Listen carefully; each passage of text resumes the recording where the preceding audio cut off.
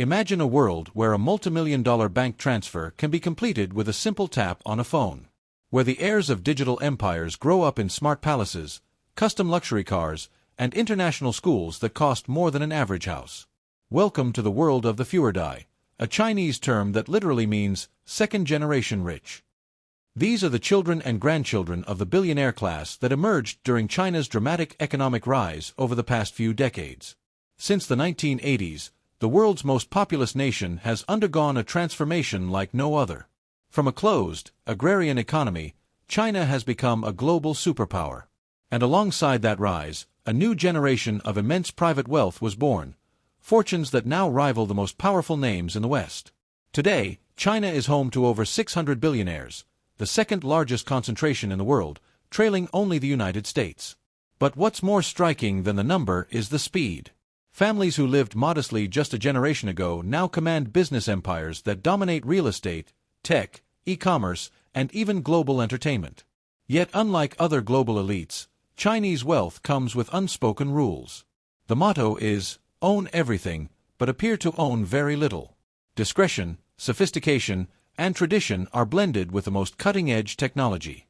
And it's within this hidden world, tucked between skyscrapers and QR codes, that our journey begins. 2. Where China's billionaires call home. When most people think of luxury mansions, places like Beverly Hills, Monaco, or Dubai come to mind.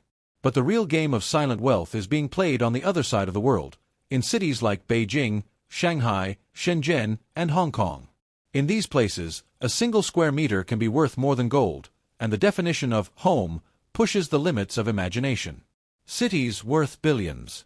In Beijing, the diplomatic quarter of Zuoyuan has become the go-to neighborhood for China's elite. Nestled among embassies and tree-lined streets guarded around the clock, a single villa here can cost upwards of $15 million. But it's not just about luxury, it's about shielding yourself from the very city around you. In one of the most polluted metropolises on Earth, top-tier air purification systems are not a luxury, they're a necessity.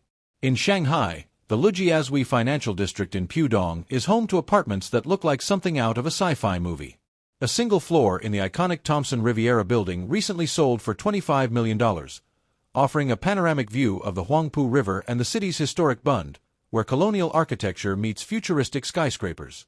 But nothing compares to Hong Kong. In the legendary neighborhood known as The Peak, one of the priciest locations on the planet, a house can fetch over $70 million. From here, billionaires enjoy an unobstructed view of Victoria Harbor, and perhaps even more valuable, complete anonymity. Tradition meets high technology. What truly sets these Chinese mansions apart isn't just their location, it's what's inside.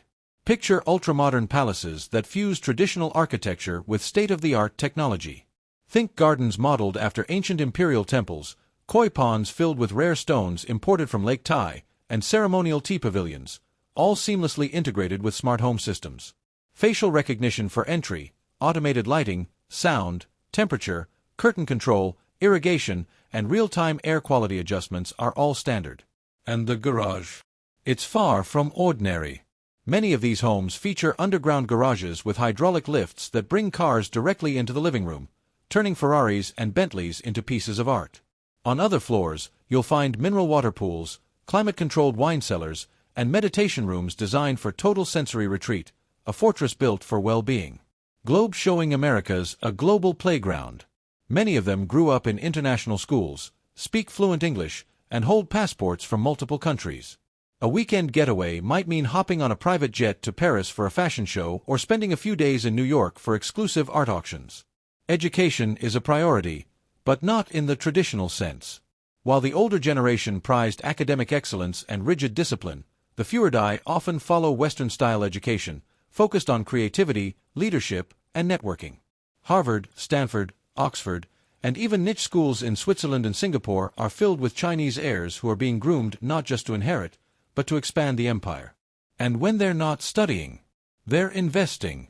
Many young billionaires already own stakes in tech startups, fashion brands, art galleries, and even space exploration projects.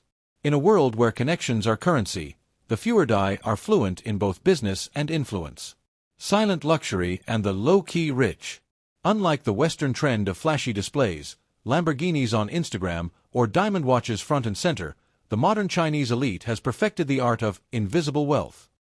Instead of loud logos, they wear silent luxury, limited edition pieces from Loro Piana, Brunello Cucinelli, or Maison Margiela, brands known only to the ultra-wealthy. Their watches aren't iced out, they're understated Pateks or Vacherons, worn beneath custom-tailored sleeves. Even social media is strategic. While some Fuerdai flaunt their lifestyles on platforms like Xiaohongshu or Instagram, most maintain private accounts, invite-only circles, and digital footprints that are almost impossible to trace. Because in China, visibility can attract more than envy, it can bring political attention, public backlash, or worse, scrutiny from the state. But it's not all glamour and international jet-setting. Behind the polished image lies an enormous amount of pressure to perform, to protect the family name, and to navigate a society where sudden political shifts can change everything overnight. Heirs, not just children, many Fuerdai are expected to take over companies worth billions, some before they even turn 30. From real estate conglomerates to fintech empires, these businesses often support tens of thousands of employees. The weight of responsibility is immense. In family meetings, often held in luxury hotels or private clubs, decisions are made about succession, expansion, and strategy. It's not uncommon for young heirs to begin shadowing their parents as early as high school, attending board meetings and even leading small projects before college. Yet, the transition isn't always smooth. Generational clashes happen, especially between traditional founders who built empires from scratch and their Western-educated children who see the world through a different lens. Cultural conflict and rebellion. Some Fuerdai reject the expectations entirely.